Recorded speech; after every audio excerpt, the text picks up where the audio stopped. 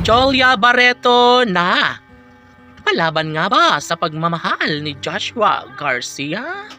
Oh my God, lahat ng ito ay posible na mangyayari at ito lamang ang pinakahinangad ng taong bayan. Sana nga na maisakatuparan na ang lahat ng pangakong binibitawan ni Joshua Garcia sa pagmamahal niya kay Jolia Barreto. Dahil una sa lahat ay ito lamang ang pinakainaabangan ng taong bayan, yun ay ang maikasal, muling magkakabalikan si Jolia Barreto at ang gwapong aktor na si Joshua Garcia. Oh my God!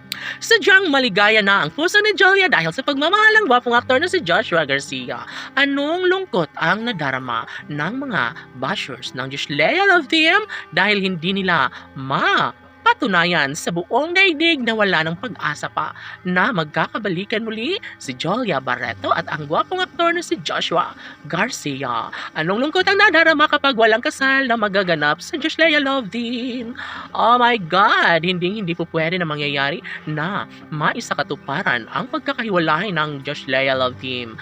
Kahit na mayroon ng ibang mahal si Jolia Barreto ay ipinapadama pa rin niya na sadyang mahalaga, priority, at sadyang ito lamang ang gusto ni Jolia Barreto, yun ang mamahalin hanggang sa pagtanda ang gwapong aktor na si Joshua Garcia.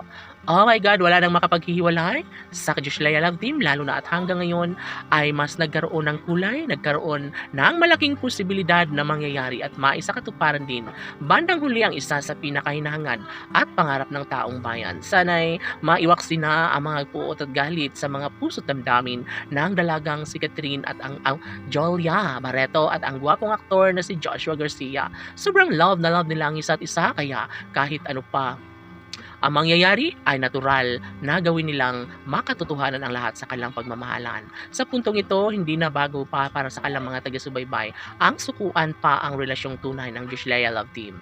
Alam nila na malaki ang posibilidad na muling mahagkan mayakap ni Jolia Barreto ang gwapong aktor na si Joshua Garcia, ang lalaking gusto niyang makasama hanggang sa pagtanda.